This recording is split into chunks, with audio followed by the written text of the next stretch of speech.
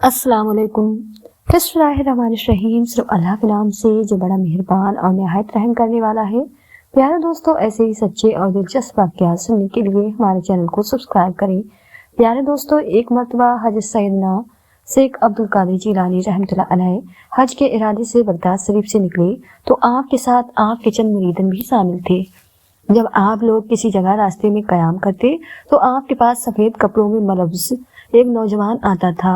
वो आपके साथ खाना वगैरह नहीं खाता था।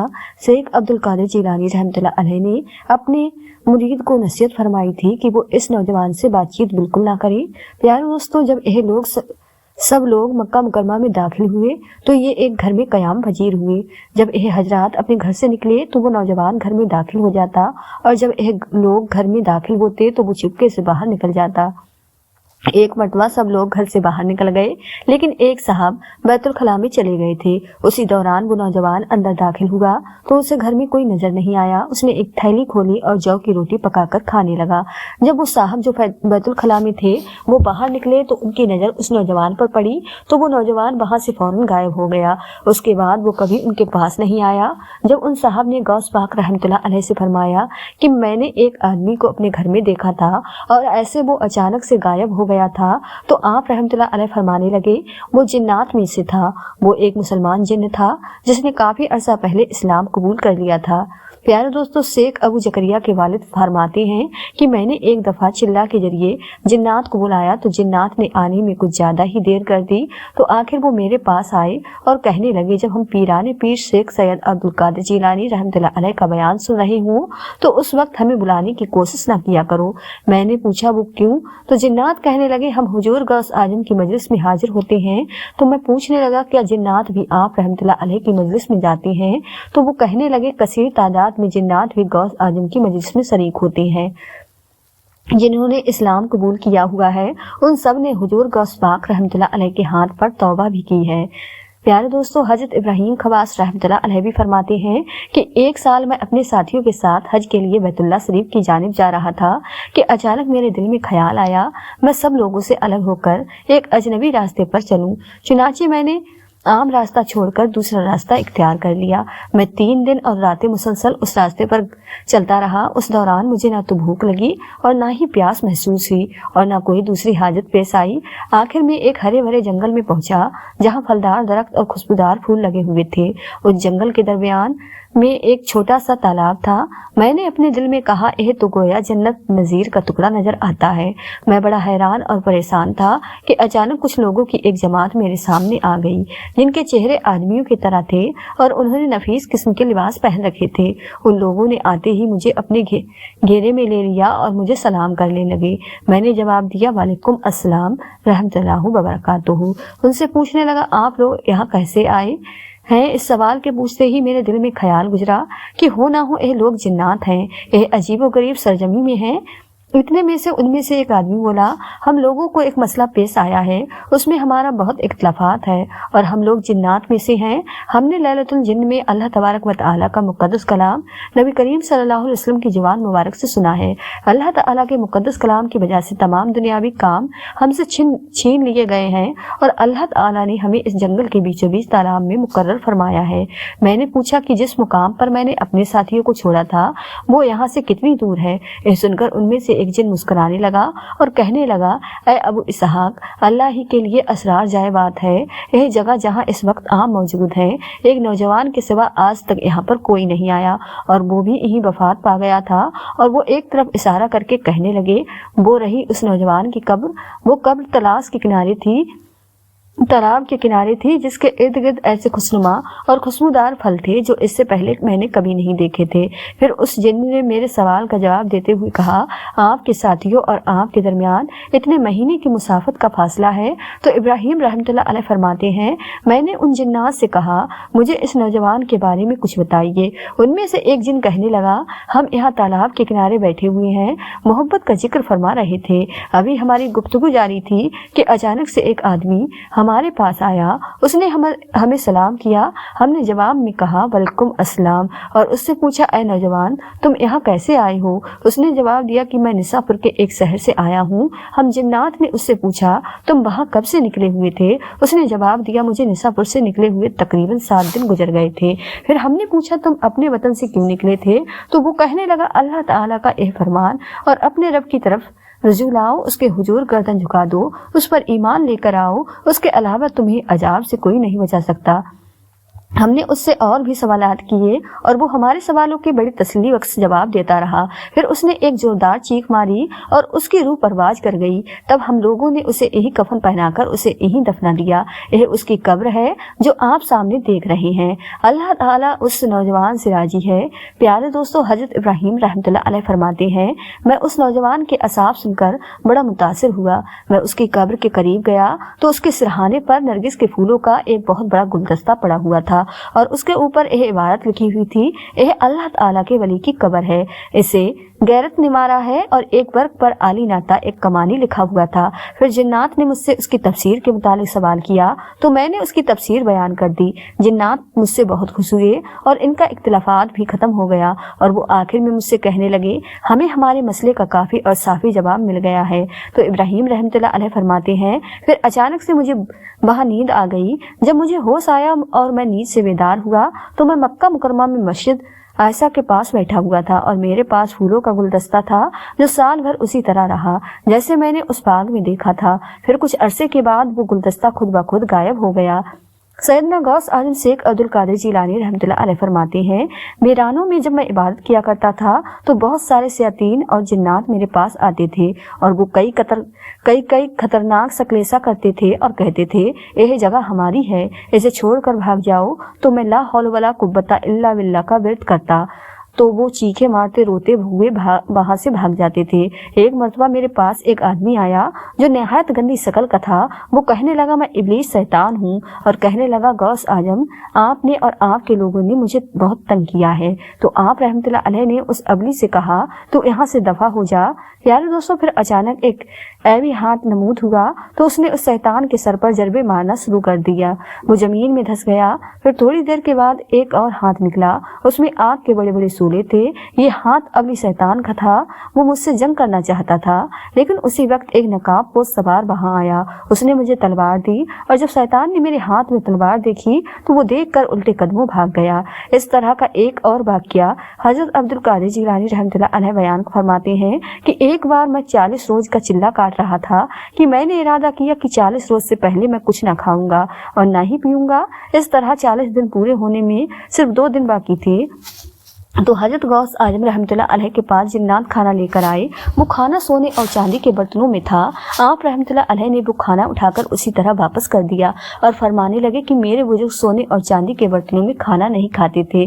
जब 40 रोज मुकम्मल हुए तो अचानक से आग की छत फट गई और एक फरिश्ता नमूद हुआ। उसने कहा ये खाना आपके लिए है। हजरत ने खाना वो खुद भी खाया और अपने मुरीदन को भी खिलाया। प्यारे दोस्तों, एक बार बगदाद के उलमा में से एक आलम नमाज जुमा अदा करने के बाद बाहर निकले। उनके साथ उनके शागिर्द भी शामिल थे। रास्ते में उन्हें एक बहुत बड़ा सांप नजर आया। उन्होंने सांप को मार डाला। जब वो थोड़ा दूर आगे गए तो इतनी देर में हवा फैलने लगी और वो आलम उसमें गायब हो गए। जब देखा तो सामने एक आदमी कत्ल होकर गिरा पड़ा था। अभी उस आलम के हाथ पर उसका खून लगा हुआ था। एक आदमी ने कहा सरदार यह मकतूल का कातिल है। आलम कहने लगा सरदार अल्लाह की कसम मैंने इसे कत्ल नहीं किया। तो सरदार ने कहा यह तो इनकार कर रहा है, तुम किसी और को उठा लाए हो। उठा कर लाने वाले ने कहा सरदार इसी ने कत्ल किया है क्योंकि आप इसके हाथ में एक खून देख सकते हैं। सरदार ने कहा बात तो बिल्कुल ठीक है। अब वो आलम कहने लगे मैंने तो कोई कत्ल नहीं किया। तो सरदार ने कहा तूने मेरे बेटे को कत्ल किया है। आलम कहने लगे एक खून जिसे देखकर आप समझ रहे हैं कि मैंने आपके बेटे को कत्ल किया है, यह तो एक सांप का खून है। तो सरदार ने कहा वो सांप ही दर हकीक में मेरा बेटा था। अब वहां मौजूद जिन्नात ने कहा यह आदमी अपनी बात का इकरार कर चुका है, लिहाजा इसकी फौरन गर्दन उड़ा दी जाए और उससे कसास का बदला लिया जाए। प्यारे दोस्तों, जब उन लोगों ने कहा तो सरदार ने कहा ठीक है, इस आलम की फौरन से गर्दन उड़ा दी जाए। तभी उस आलम ने फौरन अपने पीरानी पीर हजरत शेख गौस आजम अब्दुल कादिर जिलानी रहमतुल्लाह अलैह की तरफ तवज्जो फरमाई और सरदार कत्ल करने के इरादे से जब तलवार उठाकर आप को मारने लगा तब अचानक ही से एक नूरानी चेहरा नमूद हुआ। उसने कहा, ए आदमी अब्दुल कादिर जिलानी का मुरीद है। अगर तुम जिन्नात में से किसी ने भी इस पर हाथ उठाया तो अच्छा नहीं होगा और तुम सबको इसका खामियाजा भुगतना पड़ेगा। प्यारे दोस्तों, यह सुनकर सरदार ने फौरन तलवार फेंक दी और वो कहने लगा, हम तुम्हें तुम्हारे पीराने पीर गौस आजम अब्दुल कादिर जिलानी की वजह से माफ करते हैं। अब तुम ही हमारे इस मकतूल बेटे का जनाजा पढ़ाओ। प्यारे दोस्तों, अब हम आपको हजरत अब्दुल कादिर जिलानी रहमतुल्लाह अलैह की कुछ और करामात बताते हैं। प्यारे दोस्तों, एक रिवायत में आता है कि सरकार गौस आजम रहमतुल्लाह अलैह अपनी खानकाह में बैठे हुए थे कि आपका एक मुरीद आपके पास आया और अर्ज करने लगा कि सरकार, मैं तबाह बर्बाद हो गया हूँ। सरकार गौस आजम ने फरमाया, बताओ क्या बात है, तुम्हारे ऊपर कौन सी मुसीबतों का पहाड़ टूट पड़ा है। तो उस मुरीद ने अर्ज की कि सरकार, मेरी इज्जत का जनाजा निकल गया है। मेरी इकलौती बेटी है जो कि बड़ी खूबसूरत है। मैंने अपनी बेटी को घर में ही तालीम दी थी। मैंने आज तक उसे कभी घर से बाहर नहीं निकाला। मैंने अपनी बेटी का नाम फातिमा रखा है। सरकार, मेरी बेटी मेरी इजाजत के बगैर कभी घर से बाहर भी नहीं जाती, लेकिन आज जब मेरी बेटी छत पर गई तो वहां से वापस नहीं आई। मेरी छत पर दीवारें भी इतनी ऊंची हैं कि कोई दीवार फलांग कर भी नहीं जा सकता, लेकिन फिर भी मैंने अपनी बेटी को पूरे मोहल्ले में ढूंढा और रिश्तेदारों से पूछा, लेकिन कहीं भी उसका कोई नामो निशान नहीं मिला। सरकार, मुझे मेरी बेटी चाहिए और वो भी जिंदा चाहिए। सरकार गौस आजम ने फरमाया कि ठहर जाओ, और सरकार गौस आजम ने अपनी आंखों को बंद किया और चंद ही लम्हों के बाद आंखें खोल ली और आपने अपने इस मुरीद से फरमाया कि अपने दिल की बेताबी को दूर कर दो। तुम्हारी बेटी आज ही मिलेगी और जिंदा मिलेगी और पूरी इज्जत के साथ वापस आएगी। सरकार गौस आजम ने फरमाया, ऐ मेरे मुरीद, क्या तुम करक के वीराने को जानते हो? तो उस मुरीद ने अर्ज की, सरकार, वो तो बड़ा भयानक और दहशतनाक जंगल है, दिन में भी वहां जाते हुए डर लगता है। तो हुजूर गौस आजम ने फरमाया कि तुम करक के वीराने में चले जाओ, पहला किला छोड़ देना, दूसरा किला भी छोड़ देना और तीसरे किले की चोटी पर जाकर बैठ जाओ। वहां जाकर मेरा नाम पढ़कर अपनी उंगली पर दम करना और अपने चारों तरफ अपनी उंगली से एक लकीर खींच देना। फिर वहां से जिन्नातों की फौज गुजरना शुरू हो जाएगी और वो जिन दहाड़ते हुए और भयानक आवाजें निकालते हुए तुम्हारे ऊपर हमला करने की कोशिश करेंगे, लेकिन कोई भी जिन खिंची हुई लकीर को पार नहीं कर पाएगा। जब वो तमाम जिन्नात की फौज चली जाएगी तो आखिर में सहंसा जिन्नात की सवारी आएगी और वो सहंसा जिन्नात इतना ताकतवर होगा कि वो बड़े बड़े पहाड़ों और दरख्तों को उखाड़ सकता है। वो यह सब काम तो कर सकता है, लेकिन मेरे नाम की खिंची हुई लकीर को वो कभी पार नहीं कर सकता। फिर वो सहंसा जिन्नात आपसे पूछेगा, फिर आप उसको अपनी पूरी दास्तां बता देना कि हुजूर, मैं गौस आजम रहमतुल्लाह अलैह का मुरीद हूँ, मुझे मेरी बेटी आज ही चाहिए और जिंदा चाहिए। अगर मेरी बेटी को कुछ हुआ तो पूरी जिन्नात की कौम को कोई भी मेरे पीर के कहर से नहीं बचा सकेगा। हुजूर गौस आजम का यह मुरीद करक के वीराने की तरफ चल पड़ता है और 2 किले छोड़ने के बाद तीसरे किले पर बैठ जाता है। प्यारे दोस्तों, यह मुरीद हुजूर गौस आजम का नाम लेकर अपनी उंगली पर दम करता है और अपने चारों तरफ लकीर खींचकर बैठ जाता है। जिन्नात की फौज गुजरना शुरू हो जाती है। बड़े खतरनाक जिन आते हैं और उस पर हर तरफ से हमला करते हैं, लेकिन सरकार गौस आजम के नाम पर खिंची हुई लकीर को जैसे ही वो छूते हैं फौरन भाग जाते हैं। आखिर में सहंसा जिन्नात की सवारी आती है। वो अपनी पूरी शान और शौकत के साथ आ रहा था।